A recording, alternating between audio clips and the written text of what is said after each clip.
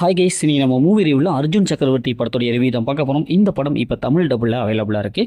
மறக்காமல் check out பண்ணி பாருங்கள். இது ஒரு ஸ்போர்ட்ஸ் ட்ராமா மூவியாக வெளியே வந்திருக்கு. இப்போ இந்த படத்துடைய கதையை பார்த்துடலாம்.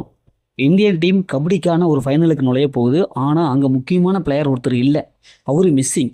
அவரை கொண்டு வந்தாட்டு தான் நம்ம ஜெயிக்க முடியும் அப்படிங்கிற மாதிரி ஒரு சுச்சுவேஷன் இருக்குது. உடனே கபடி கோச் அவரை தேடி அவர் சொந்த கிராமத்துக்கு போகிறாங்க.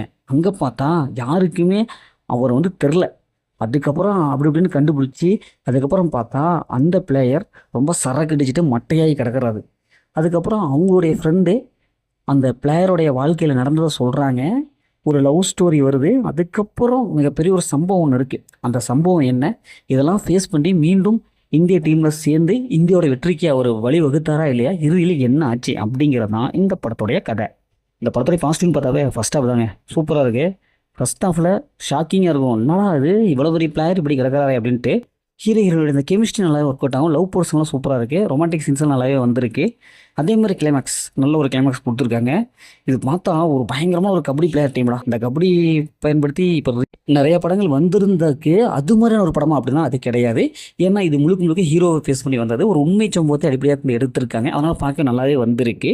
படத்துடைய பிஜிஎம் மியூசிக் அந்த சினிமோட்டோகிராஃபிகள் நல்லாவே இருக்குது. 1980 நடந்த மாதிரி காமிச்சிருக்காங்க. அந்த சுச்சுவேஷனை அப்படியே கண்முன்னே கொண்டு வந்திருக்காங்க. அந்த படத்துடைய மைனஸ்ன்னு பார்த்தாவே மிடில் வர போர்ஷன் தாங்க அந்தளவுக்கு செட் ஆகலை. எமோஷனல்லாம் கிரியேட் ஆகவே இல்லை. மிடில் போர்ஷன் போர் அடிக்குது, டல் அடிக்குது. இன்னும் கொஞ்சம் சுவாரஸ்யமாக கொடுத்துருக்கலாம்.